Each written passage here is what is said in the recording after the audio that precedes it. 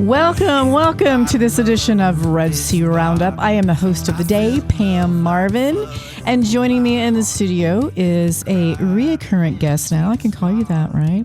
Shawn Chapman Manning. Do you go by all three names, or do you prefer? What's your preference? Manning's my maiden name, okay. So it's Shawn Chapman. Shawn Chapman. There you go. Okay, I did not know that. Mm-hmm. Well, it's so good to have you back. I had you on recently and wanted to have you back again because we had such a lovely conversation. We're going to change the topic a little bit today on you. Again, it's November the 15th, and it is the month of November, of course, and of the holy souls and faithful departed. And so I invited Shawn to come back because she's got a really, I think, more of a bird's eye view of grieving and the month of November and holy souls.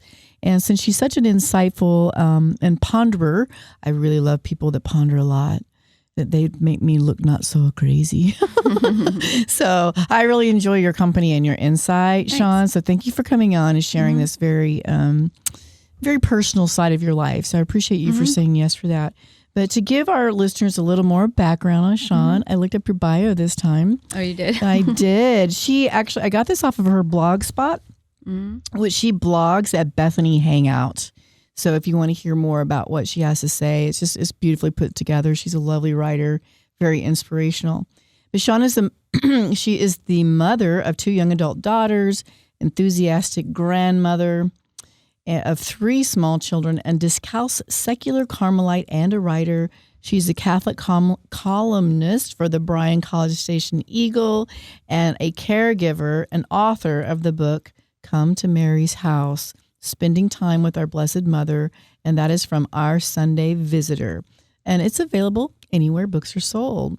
And she likes hanging out with friends, reading and cooking awesome vegan food, and I dare say, pondering all things of our Lord. Oh, yeah. Would that be accurate as well? Sure. Okay. So with that, Shawn has a very interesting background. Very rare, and I'm going to get emotional. Goodness gracious, I know, right? So I've known who Shawn was since you were married to your first husband and the children were small. So I've kind of watched from afar kind of your life unfold, and I am amazed. I am in awe of how you have just risen from the ashes that you've been given over and over again. So if you wouldn't mind giving our listeners kind of your backstory to tell them about your story of love and loss. So let's go ahead and kind of start there, which gives you so much more of a unique qualification to talk about grieving and, I dare say, holy souls as well. Okay. Well, before you knew me, my best friend died tragically at 17 in a car wreck. And he was on his way home with his first car. And I was an atheist at the time. And I was still unwilling to become more spiritual at the time of his death. However, he didn't... he wasn't going to let me do that because he kept showing up in my dreams and saying stuff. And, you know, when you're actually confronted with something that you know is spiritual, you can't deny that, even if it doesn't make sense to you because you're an atheist and you were raised without religion. So I had a really powerful dream that is still really vivid to me now of seeing him in our high school gym, not a place we hung out, but seeing him there, and he said, I needed to come by and see you because I'm really nervous.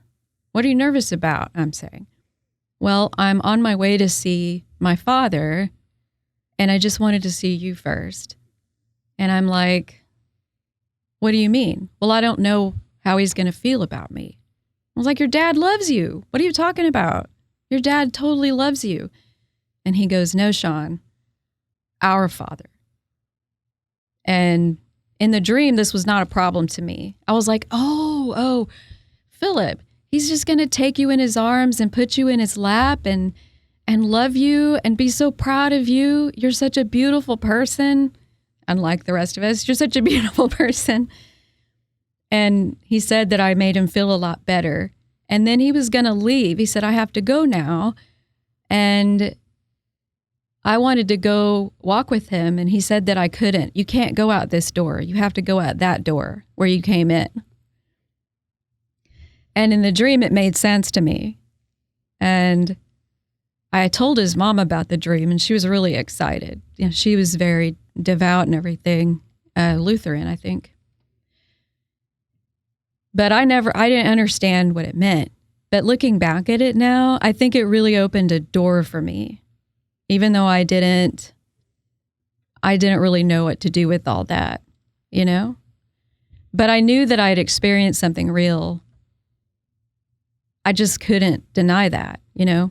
And interestingly enough, all of our friends, our circle of friends, they all had dreams about him too. Interesting. Yeah. Some of them, he just came and was joking and stuff like he used to do. Mm-hmm. And some of them, he said cool things like, you know, I'm still with you or whatever. I thought it was cool that when he came to me, he needed my comfort. Anyway, and then later, and I think it did open the door for me to start searching spiritually, because not too long after that, my brother had to go to rehab. And they had the 12 steps there, which really offended me when I saw them. I told my parents, I thought you said you weren't going to put him in a religious place, you know, whatever. And they were like, just calm down. It's not a religious place. That's AA stuff. And I'm like, I didn't know that was religious. You know, I was all mad. I thought it was all a bunch of brainwashing, but my brain needed washing. And there's nothing like grief to open you up, even when you don't intend to, you know? Yeah. Oh, yes. And when they started teaching us about how the steps worked and all that, I was like, okay. And they told us we all needed to go to Al-Anon and everything, or else my brother wasn't going to make it. So I started going, and that gave me a real permission to seek, you know? Mm-hmm. Suffering is the greatest teacher we have. That is so true. I just want to pause on that for just a second. That is something that I think is a little more unique to our Catholic faith and unheard of. That's why we Catholics keep Jesus on the crucifix to understand that was the greatest love ever told. So yeah, thank you for that reminder that suffering is a great teacher. Yeah. And that was brought up to me just a couple of nights after my first husband had died in a car accident too, which happened when we had a 3-month-old baby. He was only 28, and I also had a little girl that was almost 5. So he left me with two small a children. Newborn and a small child, yeah. Which, you know. How old were you at the time? I had just turned 30. Okay, a little bit older. But one of my friends was Sister Maria Joseph, and she had been a friend of ours. And she was from the Daughters of St. Paul, and she called a couple of nights after he had died. She had just heard, and she said some stuff that really kind of gave me direction for what I was doing. Because when your spouse dies, it's very hard not to want to die. It's real hard. I didn't understand what I was still doing here, and how could he go someplace I could not go? You weren't actually with him when this happened, were you?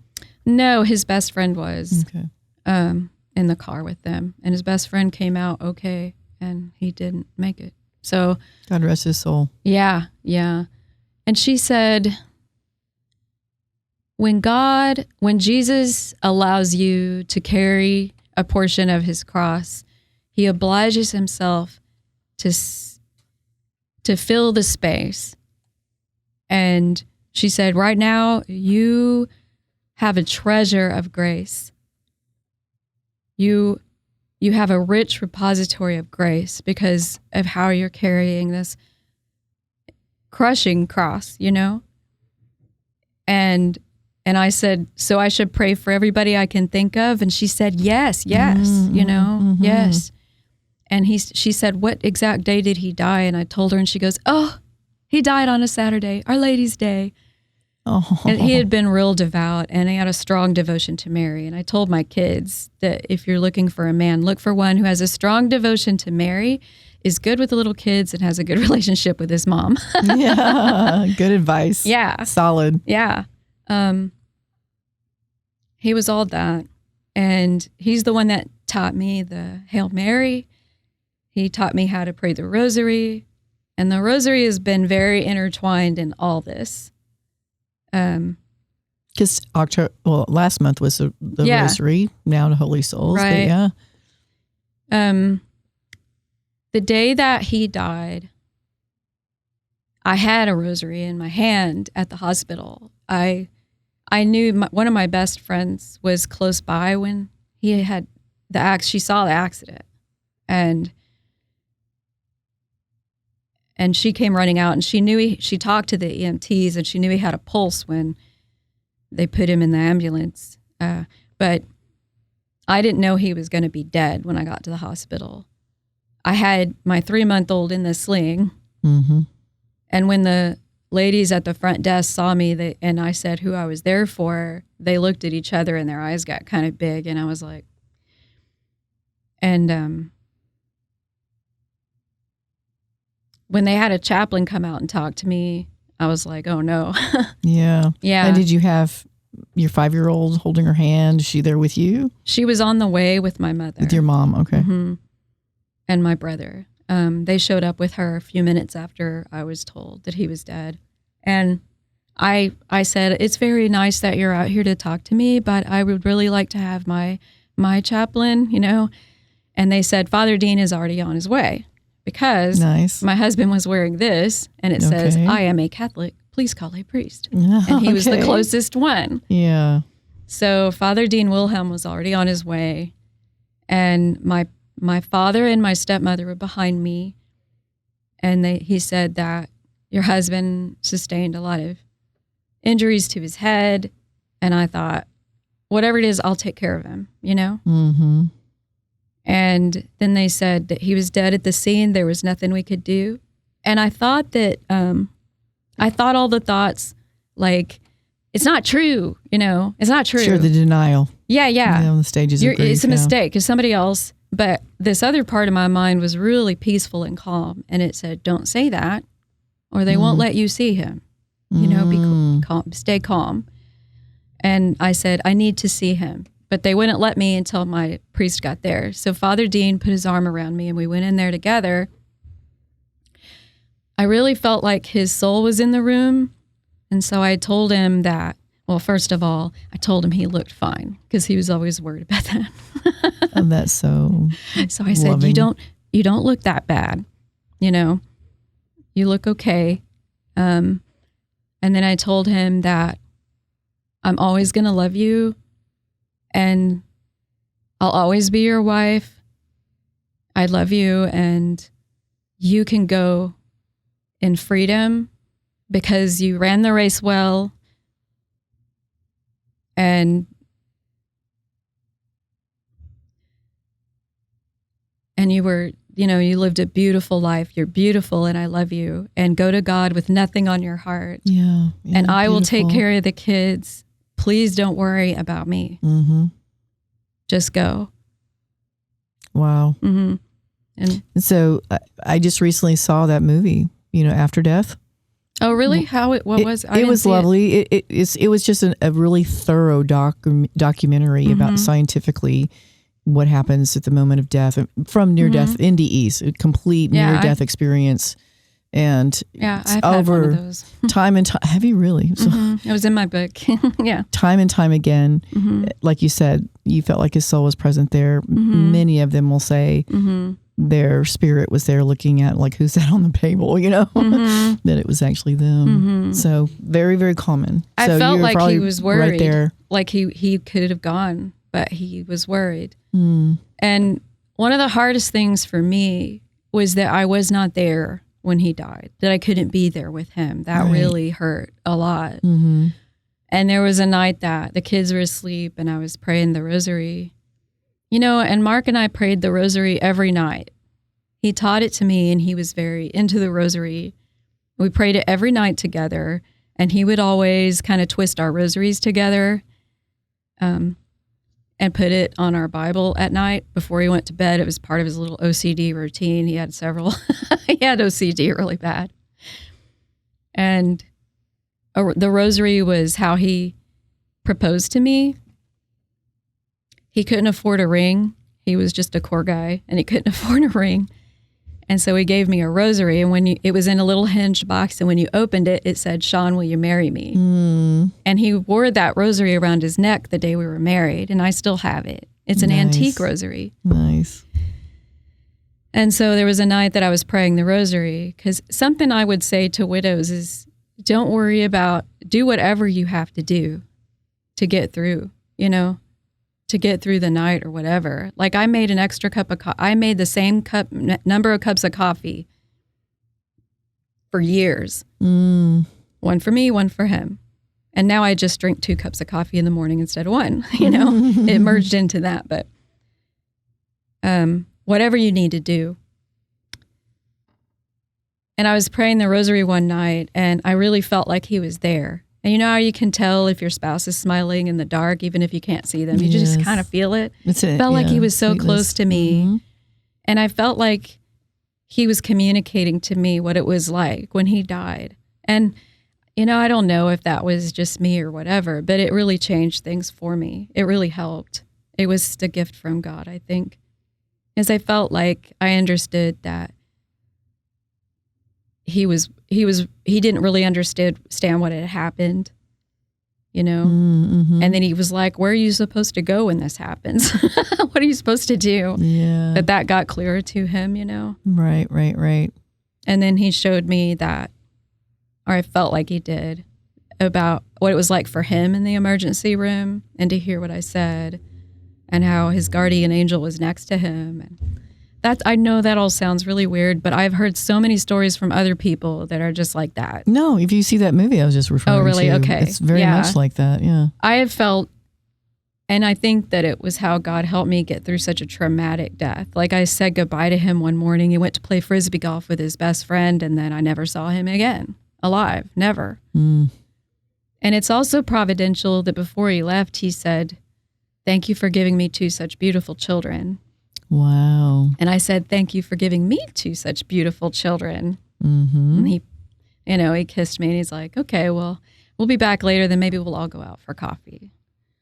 And that was it. I never saw him again. But I did feel like he was really, really close to me, especially when I prayed the rosary. And I always invite all of my people to pray the rosary with me, because I know they're there. And he's the one that taught it to me. Yeah. And so I felt, and when my second husband died, now that was brain cancer, it was our first wedding anniversary after his death. And his name was Bob. And I felt there's so many weird questions that come up when people die. And I was so like, I need to know if you miss me. Are you able to miss me?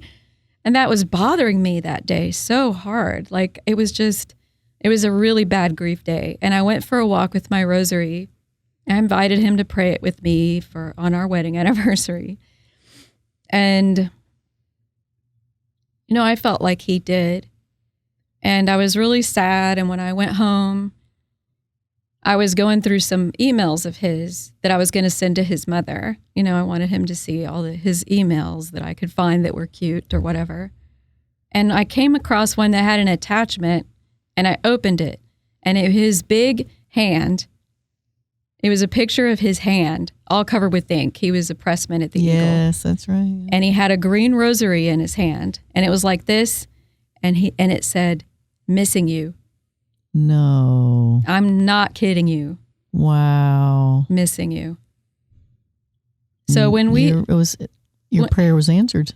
Well, yeah, and I think that the big lesson from that is that when we pray, we are, because of the communion of saints, we're in touch with everybody. We're all so connected. Right. And so what does it say in the Liturgy of the Hours? Something about our communion with our beloved dead through the sharing of spiritual goods. And so maybe this stuff isn't as weird as it sounds. We're totally connected to them. And I promise that there are so many times, because my second husband was such a good fixer.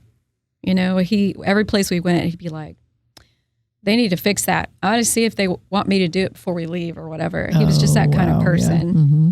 He'd be working on the chef's car out in the parking lot or whatever. And sometimes I say, Bob, how do I fix this? Like one time I actually got locked in the cemetery because the gates closed and I couldn't get out. I could get out. I could have climbed it, but my car couldn't get out. And I just asked my husband, like, help me. You know what a mechanical idiot I am. I have no idea how to get out of here. And I just was like, I suddenly noticed there was a little pin and I pulled it out and I drove through and then I put the pin back in there.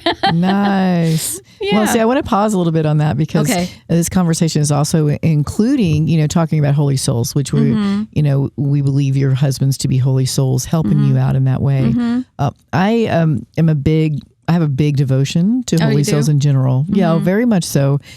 Fostered by Terry Lipscomb. She's done a lot through the years in this community to teach us all about holy souls and all they have to give us. So I'm really big, especially on my ancestors, But I love these stories that just go right hand in hand with the way I think about them too, asking for their intercession in the here and now all the time. But I'm definitely now going to invite them into my rosary. I don't think to do that because my closest ones were not Catholic.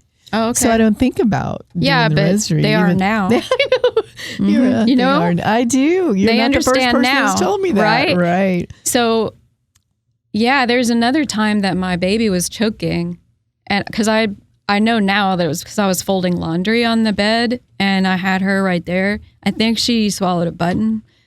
I think that's what happened, and I could not get it out. I was kind of hysterical. I couldn't do it. I was doing all the things they tell you in first aid class, saying, I'm working. And I had to call an ambulance. And before the ambulance got there, she started turning different colors. And I knelt and I was like, Mark, your daughter is choking. I don't know what to do. You got to help her. It was the Feast of the Guardian Angels, I remember. No. Yeah. And lots of grace. Lots of grace right there. And before the ambulance even pulled up, suddenly she was breathing fine. And it never came out in her diapers. I never found that button. I could feel it down there when I was trying to get it out. You're not supposed to do that. But of course, nothing else was working. I was kind of hysterical. So I don't know. But that night there was a mass for my husband at St. Mary's in Hearn, which was my mom's church.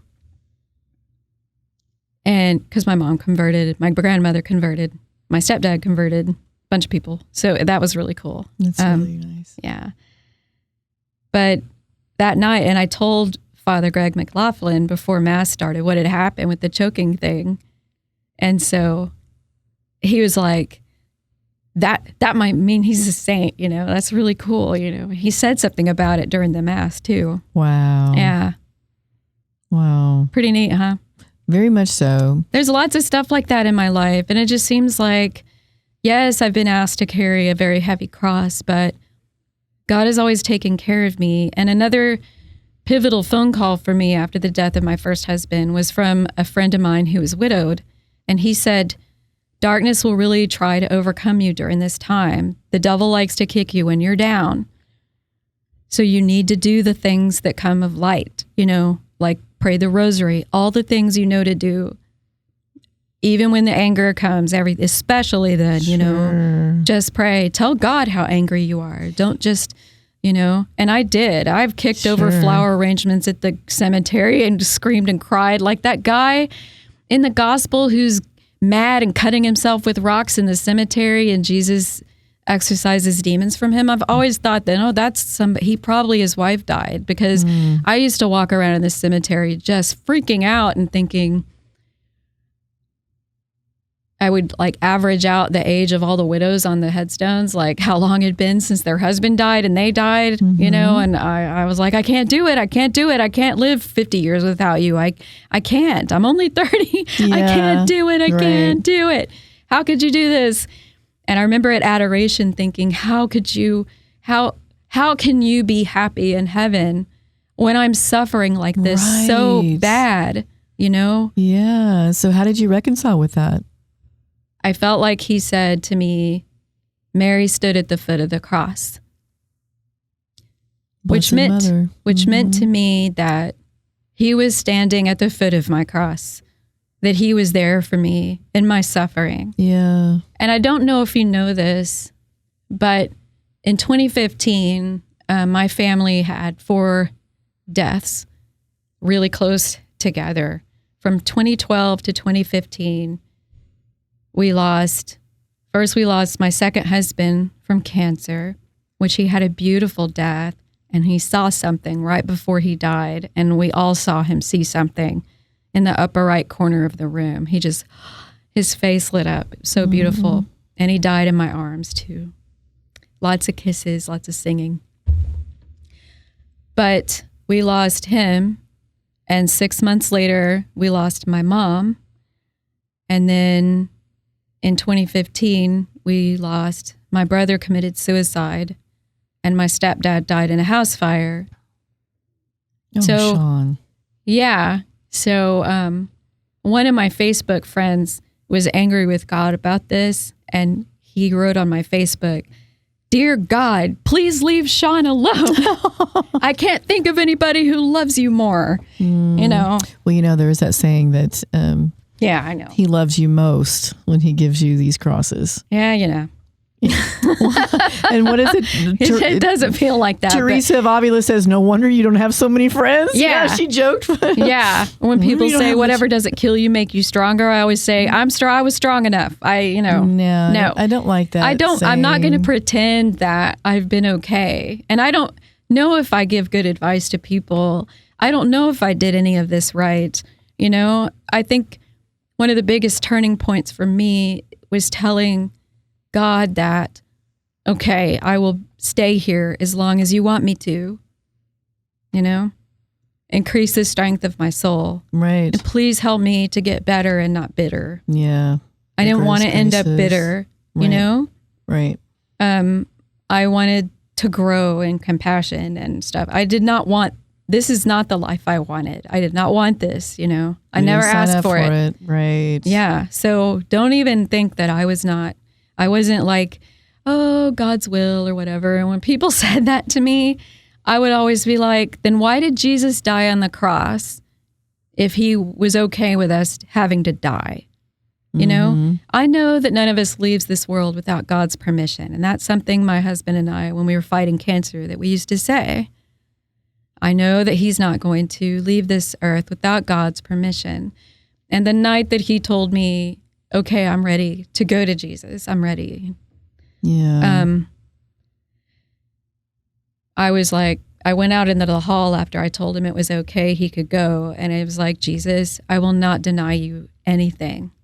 And I felt like God was like, neither will I deny you anything. And I'm like, okay, so where does that put us? At a stalemate? And he's like, together, you know? Wow, put you together. And I read that Faustina said her heart, Mother Mary at the Ascension, felt that her heart was shattered to pieces, but her heart could not want what God did not want. Yes, because she had that perfect union. And we forget that Mary was a widow. And I hated that we never think about that. Our Lady, the Exalted Widow, because it's not in the 7 sorrows of Mary that Joseph's death. And that would have, and I know from experience that would affect her profoundly. You don't even feel like a whole person when your spouse dies because you're at one with them. Mm-hmm. You don't understand why you're here, where's all this love supposed to go? How can I be a complete person without him? How do I keep from killing myself? And people say, oh, you're children, but that's not true. Because I thought, I hope this plane crashes because we'll be better off. You know, I just was not okay. Mm-hmm. And people say, oh, I'm so proud of you that you kept your faith. And that was never a question for me. Yes. Well, okay, so let's talk about that for a second, because I have a very, like a high school friend, actually middle school friend, who lost her son and her nephew in a tragic car accident. They were both 19 at the time, and she lost her faith over it. She did. I can understand. To this day, she lost her faith. She thought, God has a plan. God knows everything. So what would you say to people? Well, and I think part of what you were just already saying, which I've really felt like, during 2020, I went through, I didn't have a lot of fear because I kept thinking, well, God knows my expiration date. That's what I would say. Oh, that's a good one. God knows my expiration date, and I'm good with whatever he chooses, and it is good for him. Right. But so you had a health scare? Or something? No, not really. Okay. But you know how it was just frightening during that time. Yeah. I gotcha. A lot of people were so very frightened to get COVID, right? Yeah. There was a lot of that fear, but I just didn't. I wasn't gonna be fearful because I felt like God knew my expiration date. But saying that, what would you say to these people that have lost their faith? How can they bring them back in? How can we say, through such grief and tragedy, you don't want to hear, oh, God's plan kind of thing. Like you said, you don't. For someone who's been through it, what I would think is that's what got me through was my faith. That's what makes life and taking another breath each day worthwhile. Well, in the arguments I had with my second husband about God, he would say, oh, science shows that it was like this or whatever. Yeah. And I used to say that if I found out tomorrow that God didn't create the world, God would still be God. Like, so what? That does not bother me. If somebody wants to tell me all the molecules that are in the Eucharist, so what? That doesn't matter. And the only thing I could say to somebody that lost their faith over it, I actually don't know what I could say to help them. I would have to know that person and love that person. But I would just say that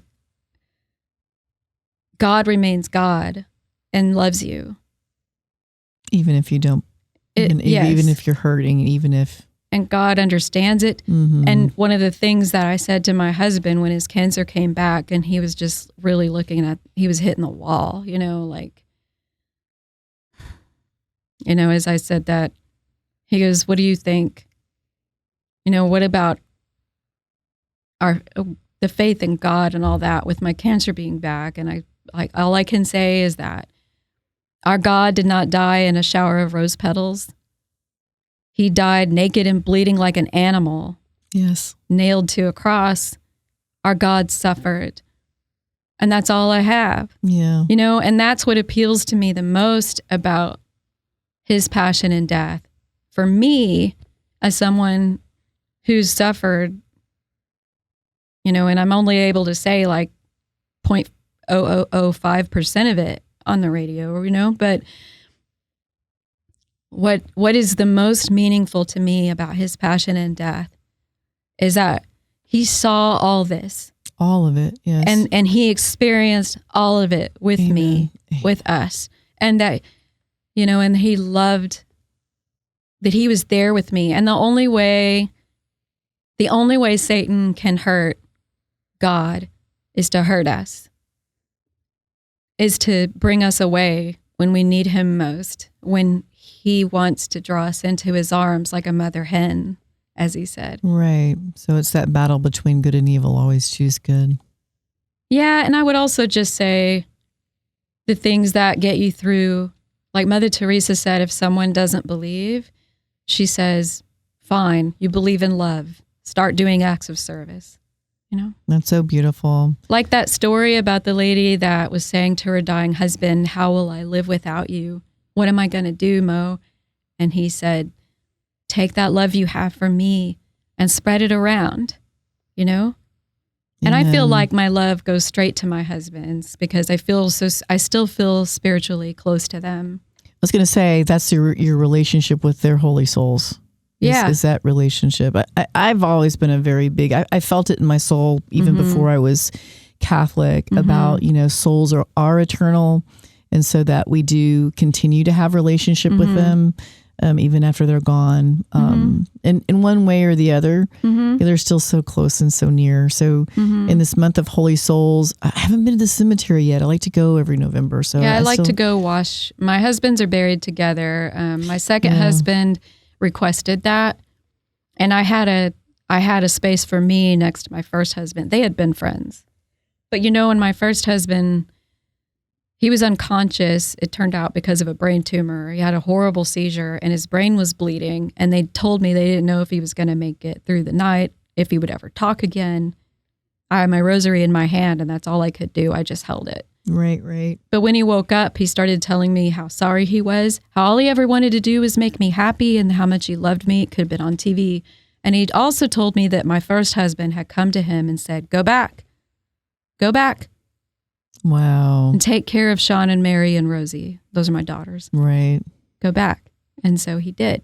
So my second husband asked if he could be buried next to my first. So that's what I did. And they're going to have to squitch me up real little, put me in the middle. Yeah. I've actually seen them. I noticed that. Yeah. I've spent a little more time out there at Mount Calvary here in the Bryan area. That's where I learned the Hail Mary. Wow. In that cemetery. Because we used to have picnics there. Wow. Yeah. So I lost my father last October a year ago. Thank you. He had dementia. So it was like one of those natural ends that makes it more palatable, I guess you could say. Right. And then my mother-in-law in May. And then my stepdad about a week ago. Oh, no. He was a veteran. So sorry. Well, thank you. I mean, they both were just worn out. Their poor bodies were worn out. And, I think it is a good end, for them. They all got to be either in their 80s or very close. My stepdad was a week away from his 80th birthday, and he was a Vietnam veteran who suffered from Agent Orange poisoning so much. So he's gone to his good reward as well. So, but yeah, so I spent some time out there as well. I'm looking forward to going back. I haven't been there this November. I usually love the tradition of walking and saying the rosary and praying. So I've got some lovely friends there. I've got a child there. I had this is actually kind of a sweet story, and we got to wrap it up though. Yeah. Gosh, this has been about 15 years ago now. I had a baby die in utero at about 17, 18 weeks gestation. I'm so sorry. Oh, well, thank you. But I learned so much through my grief of losing that child. That was one of the more difficult ones for me, obviously, of my girlfriend who died so young. But for someone in your family, you have an intercessor in heaven looking upon the face of God. So to all you mommies who have suffered miscarriages or infant loss in some way, you have someone that looks on the face of God intercessing for you all the time.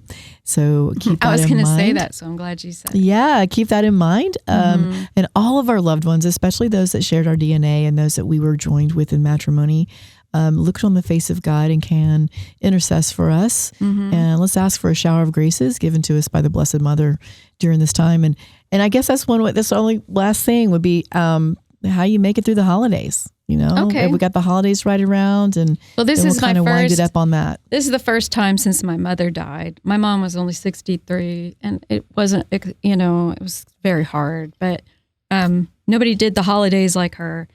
So this is the first time I'm looking forward to the holidays because I finally have my own house and I can have my kids over. Our family's a lot smaller now, but we joke about these things. So I can finally, so one thing we do is we decided to change it all up because it just makes us sad trying to do what Mom always did. Right. Okay. But we do some of the things that she did. And we also we've kept up some of the traditions, but not all of, so we'd have to be, and we put candles on the table for each of our beloved dead. Nice. Yeah. I like that. So that they're kind of all there. And usually if the three of us are together, we're going to end up telling stories about them or laughing about something they said, that one Thanksgiving we played memories. a prank on my mom. And Oh my goodness, that's so beautiful. Yep. Yeah. So can you believe we're out of time? I can't believe it. It was really fun. I really enjoy visiting with you, Shawn. I kind of have a feeling you're going to be a regular. Oh, cool. At least I hope you anytime. I love your insight and just the depth of your thought. And so I encourage you guys to follow her at her blog at and read my book, Bethany Hangout. And yes, Mary's House, right? At Come to Mary's House. Spending time with our Blessed Mother. It's from our Sunday Visitor. You can get it anywhere, Amazon, Target books, anything, which is really weird for me, but that's the truth. And I'm writing some other books now. Wonderful. Well, I hope sometimes about the Rosary, one of them. Yeah, and I hope maybe you'll end up writing something about grief and holy souls and the relationship and how it just. One of the most comforting things I ever heard, like especially when my girlfriend died at such a young age, that our relationships don't end; they merely change. This is true. All right, they're still with us. Well, Shawn, thank you again. It's been amazing. Love is the thing that doesn't die. No, it doesn't. It follows, with faith, hope, and love. There's only one after death, and that is love. So thank you, ladies and gentlemen, for just joining us today in our conversation on holy souls and grieving and love and the Blessed Mother in the Rosary. So until next time we meet on the air, go and love your neighbor. I've seen it living into the earth.